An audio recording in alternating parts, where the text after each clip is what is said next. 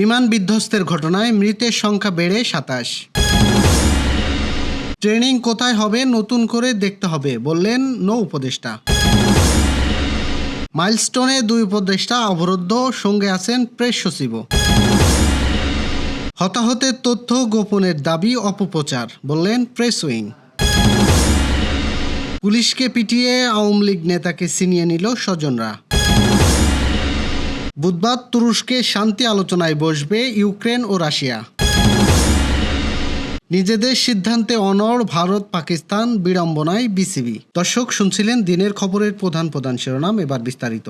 তার আগে আমাদের ইউটিউব চ্যানেল সাবস্ক্রাইব এবং সব খবর পেতে ফেসবুক পেজ ফলো করে রাখার পাশাপাশি ওয়েবসাইট ভিজিট করুন।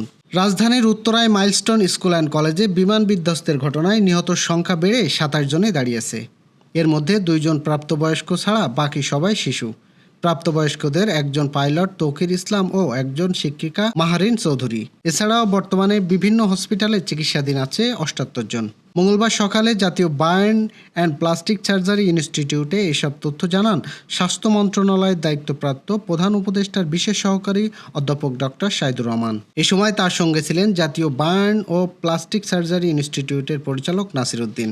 প্রধান উপদেষ্টার বিশেষ সহকারী অধ্যাপক ডক্টর শাহিদুর রহমান জানান, সোমবার রাতে জাতীয় বার্ন অ্যান্ড প্লাস্টিক সার্জারি ইনস্টিটিউটে আরও ৮ জনের মৃত্যুর পর এই সংখ্যাটি এসে দাঁড়িয়েছে ১০ জনে।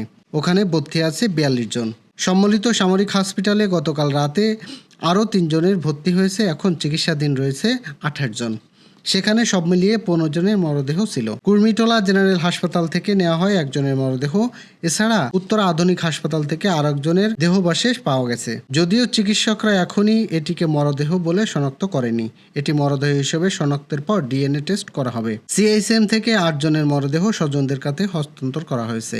পাইলট তৌকিরের মরদেহ সিএইচএম এ রাখা হয়েছে। তিনি আরও জানান, ৬ জনের মরদেহর পরিচয় এখনও শনাক্ত করা যায়নি। তাদের ডিএনএ নেওয়া হয়েছে। এছাড়াও ঢাকা মেডিকেল কলেজে একজনে মারা গেছেন।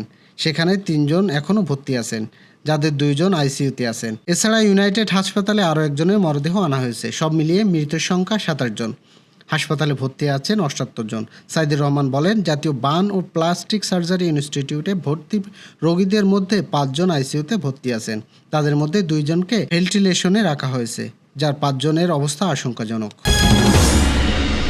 রাজধানীর উত্তরায় মাইলস্টোন স্কুল অ্যান্ড কলেজে বিমান বিধ্বস্তের ঘটনায় ঘন বসতিপূর্ণ এলাকায় প্রশিক্ষণ বিমান পরিচালনা নিয়ে বিভিন্ন মহলে প্রশ্ন উঠেছে। এমন অবস্থায় বিষয়টি নতুন করে ভাবার প্রয়োজন রয়েছে বলে মন্তব্য করেছেন নৌ পরিবহন মন্ত্রণালয়ের উপদেষ্টা brigadier general M Sakhawat Hossain. তিনি বলেছেন, ভবিষ্যতে এই ধরনের দুর্ঘটনা যাতে না ঘটে সেজন্য সংশ্লিষ্ট সব সংস্থা ও প্রতিরক্ষা মন্ত্রণালয়কে বলবো, ট্রেনিং কোথায় করানো হবে সেটা নতুন করে দেখতে হবে। মঙ্গলবার জাতীয় বার্ন অ্যান্ড প্লাস্টিক সার্জারি ইনস্টিটিউটে আহতদের দেখতে গিয়ে তিনি এসব কথা বলেন। তিনি আরও বলেন, উড়োজাহাজ নানা কারণে বিধ্বস্ত হতে পারে, আর এর মধ্যে প্রধান হচ্ছে পাইলট, এয়ার ও টেকনিক্যাল সমস্যা। যদিও উড়োজাহাজগুলো পুরনো, তবে এগুলো ট্রেনিং জেট। আমার জানা মতে এগুলো পুরনো হলেও ভিতরে অ্যাসেম্বলড ও কম্বিনেটেড আপডেট করা হয়ে থাকে। এখন ব্ল্যাক বক্স বিশ্লেষণ না হওয়া পর্যন্ত বোঝা যাবে না এটি টেকনিক্যাল এরর ছিল নাকি পাইলটের এরর। পাইলট এররের কারণেও দুর্ঘটনা ঘটে থাকে, তবে বিমানটি যিনি উড়াচ্ছিলেন তিনি মারা গেছেন। এটা খুবই মর্মান্তিক ঘটনা। আইন উপদেষ্টা আসিফ নজরুল এবং শিক্ষা উপদেষ্টা অধ্যাপক doctor CR Abrar milestone school and কলেজে অবরুদ্ধ অবস্থায় রয়েছেন। তাদের সঙ্গে রয়েছেন প্রধান উপদেষ্টার প্রেস সচিব শফিকুল আলমও। বিবিসির বাংলা লাইভ প্রতিবেদন থেকে এই তথ্য জানানো হয়েছে। আজ মঙ্গলবার 10:30টার কিছু সময় পরে 2 উপদেষ্টা যান মাইলস্টোন স্কুল অ্যান্ড কলেজে বিমানে বিধ্বস্ত হওয়ার ঘটনাস্থল পরিদর্শন করতে। তখনই তারা শিক্ষার্থীদের তোপের মুখে পড়েন। শিক্ষার্থীরা তখন তাদেরকে উদ্দেশ্য করে ভুয়া স্লোগান দিতে শুরু করে। পরিস্থিতি চাপে পড়ে শেষমেশ 2 উপদেষ্টা তৎক্ষণিক দ্রুত স্কুলে আশ্রয় নেয়। 2 উপদেষ্টা যাওয়ার 5 মিনিট পরেই ঘটনাস্থলে গিয়েছেন প্রেস সচিবও। উপদেষ্টাদের প্রতি শিক্ষার্থীদের ক্ষোভের অন্যতম কারণ হলো তারা এসএসসি পরীক্ষা পিছানোর ঘোষণা দিতে দেরি করেছেন। সেই সাথে শিক্ষার্থীরা মনে করছেন সরকার নিহত, আহত এবং নিখোঁজদের সঠিক সংখ্যা আড়াল করছে।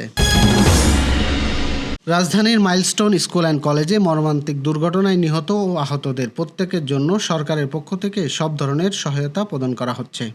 নিহতদের প্রত্যেকের নাম, পরিচয় যাচাই ও তালিকা করা হচ্ছে। যেসব মরদেহ শনাক্ত করা যাচ্ছে না সেগুলো ডিএনএ টেস্টের মাধ্যমে শনাক্ত করা হচ্ছে। আর পাশাপাশি ঢাকার কয়েকটি হাসপাতালে এই আহতদের সুচিকিৎসায় সর্বোচ্চ ব্যবস্থা নেওয়া হচ্ছে। আমরা উদ্বেগের সাথে লক্ষ্য করছি যে বিভিন্ন মহল থেকে হতাহতের তথ্য গোপন করা হচ্ছে দাবি করে অপপ্রচার চালানো হচ্ছে। আমরা অত্যন্ত দৃঢ়ভাবে জানাতে চাই যে এই দাবি সঠিক নয়।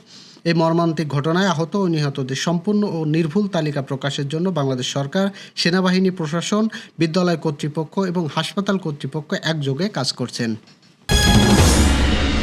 বগুড়া শেরপুরের সিরাজুল ইসলাম নামে এক আওয়ামী লীগ এজাহারভুক্ত আসামিকে গ্রেপ্তার করতে গিয়ে হামলার শিকার হয়েছেন পুলিশ সদস্যরা। সিরাজুলের সদস্যরা অতর্কিত হামলা চালায় 4 পুলিশ সদস্য আহত হন। সোমবার দুপুরে বগুড়া শেরপুরে এ ঘটনা ঘটে। আহত পুলিশ সদস্যরা হলেন এসআই শরাফত, কনস্টেবল নুর নবী, সিরাজুল ইসলাম ও আইনুল ইসলাম। আহতরা শেরপুর উপজেলা স্বাস্থ্য কমপ্লেক্সে চিকিৎসাধীন রয়েছে। থানা সূত্রে জানা গেছে 2024 সালে 18 সেপ্টেম্বর থানায় বিস্ফোরক দ্রব্য আইনে একটি মামলা হয়। এতে শেরুবদা দৌড়পাড়া সিরাজুল ইসলাম নামে এক ব্যক্তিকে 107 নম্বর আসামি করা হয়। তিনি স্থানীয় আওয়ামী লীগের সহসভাপতি। পুলিশ জানিয়েছেন সোমবার দুপুরে সিরাজুলকে গ্রেপ্তার করতে তাকে থানায় আনার পথে তার ছেলে নজরুল ইসলাম লিটন ও ভাতিজা সহ পরিবারের প্রায় 20-25 জন নারী পুরুষ অসামরিক পুলিশের উপর হামলা চালায় এবং ধস্তাধস্তির মাধ্যমে আসামিকে ছিনিয়ে নেয়। এ ঘটনায় পুলিশ ও তার ছেলে নজরুল ইসলামকে আটক করেছেন।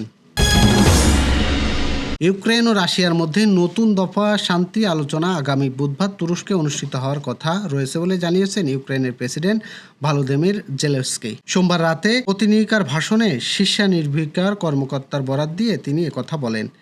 এর আগে জেলেনস্কি আলোচনা গতি আনার আহ্বান জানান। ব্রিটিশ সংস্থা রয়টার্স এ খবর জানিয়েছেন। ক্রেমলিন বলছে তারা আলোচনায় তারিখ নিশ্চিত করার জন্য অপেক্ষা করছে, তবে তারা উল্লেখ করেছে যে যুদ্ধ বন্ধের ব্যাপারে দুই পক্ষের অবস্থান সম্পূর্ণ বিপরীতমুখী। সোমবার রাতে নিজের ভিডিও ভাষণে জেলেনস্কি বলেন তিনি ইউক্রেনের জাতীয় নিরাপত্তা প্রতিরক্ষা কাউন্সিলের সচিব রুস্তমের উর্মিভরের সঙ্গে কথা বলেছেন। রুস্তমের উর্মিভর বন্ধি বিনিময় ও রাশিয়ার সঙ্গে তুরস্কের একটি নতুন বৈঠকের প্রস্তুতির দায়িত্বে রয়েছেন। জেলেনস্কি বলেন উর্মিভর জানিয়েছেন বৈঠক বুধবার হওয়ার কথা রয়েছে। বিস্তারিত আগামীকাল জানানো হবে। ঢাকায় হতে যাওয়া এশিয়ান ক্রিকেট কাউন্সিল এসিসির বার্ষিক সভা নিয়ে আপত্তি জানিয়েছেন ভারতীয় ক্রিকেট কন্ট্রোল বোর্ড। সভায় ভেন্যু পরিবর্তনের দাবি জানিয়েছিল বিসিসিআই। তবে এসিসি সভাপতি ও পাকিস্তান ক্রিকেট বোর্ডের সভাপতি মহসিন নাকভি ঢাকায় সভা করা নিয়ে এখনো অনড়। আগামী 24-25 জুলাই ঢাকায় এসিসির এজিএম এর নির্ধারণের সময়। আর মাত্র দুদিন বাকি থাকলেও পিসিবি ও বিসিসিআই কেউ তাদের অবস্থান থেকে এক চুলও নড়েনি। ফলে বিড়ম্বনায় পড়েছে এজিএম এর আয়োজন করা Bangladesh cricket board BCB. ACC সভাপতি মহসিন খান নাকভি সাড়া না দেওয়ায় এজিএম বয়কটের হুমকি দিয়েছেন বিসিসিআই। এমনকি ঢাকায় সভা করার বিপক্ষে অবস্থান নিতে আফগানিস্তান, শ্রীলঙ্কা, ওমান ক্রিকেট বোর্ডকেও নাকি রাজি করিয়েছে ভারত। এই ছিল দুপুরের আয়োজন। রাতের খবর দেখার আমন্ত্রণ রইল। সেই সঙ্গে এতক্ষণ সাথে থাকার জন্য ধন্যবাদ।